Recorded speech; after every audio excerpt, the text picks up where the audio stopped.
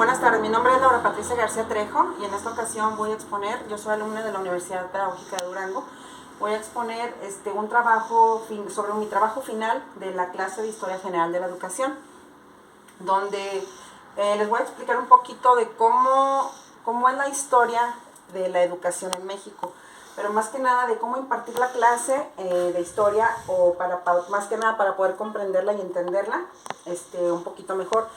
A mí se me facilita más como es ahorita, como se los voy a mostrar un poquito en manera de exposición.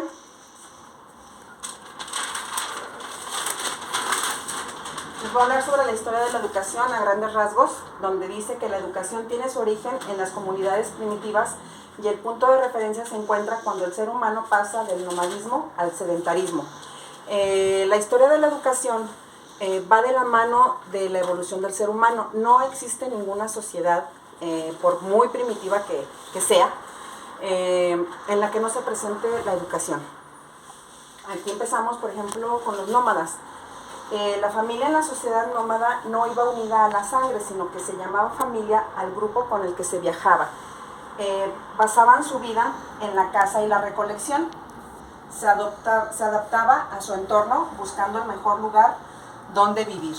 Así como otras características de los nómadas, tenemos que habitaban en cuevas o al aire libre, hacían viviendas muy sencillas, pero para resguardarse de los climas. Aparte, pues se dividían en recolectores y cazadores. Esas son algunas de las características de los nómadas.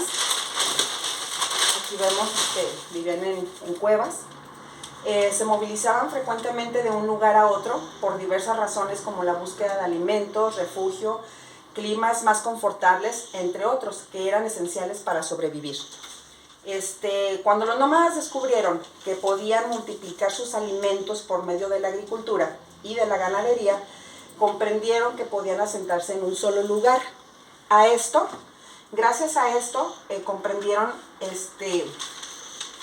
que podían multiplicarse sus productos que tenían, y así nace el sedentarismo. Y con el sedentarismo nacen las actividades como son la siembra y la cría de animales. Se convirtieron en su medio para sobrevivir sin necesidad de andar errantes de un lado a otro. Los pueblos sedentarios crean las primeras viviendas que les permiten resguardarse. Ellos se dedicaban a lo que era el arado, estaban cosechando, sembrando, moliendo, puliendo piedra, cociendo pan, tejiendo. Entonces, bueno, trabajaban la piedra pulida y el barro, que era lo que es la cerámica. La invención del fuego y la agricultura fueron los primeros pasos para que la población de la prehistoria se volviera sedentaria. Y con esto se crearon sistemas de educación como parte de la organización y estructura de los primeros pueblos, civilizaciones y tribus. A esto contribuyó considerablemente la invención de la escritura.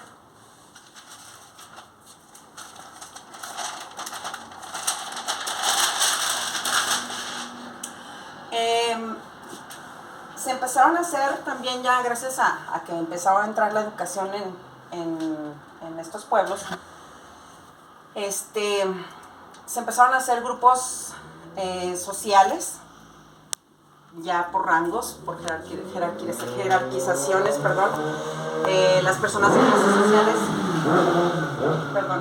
Aquí vemos que los primeros indicios de un sistema educativo que se presentaron en la historia de México vinieron de la mano de la civilización azteca.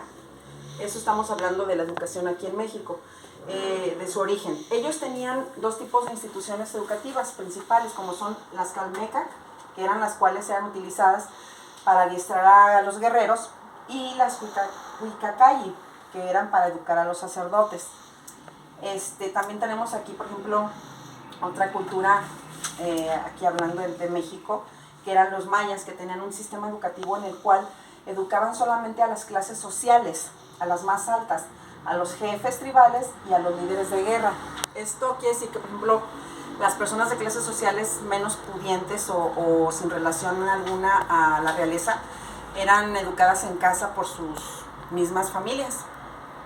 Entonces, En muchas instancias o escritos, por decirlo así, se utilizaban jeroglíficos, que fue donde, por lo que usaban para transcribir ciertas palabras.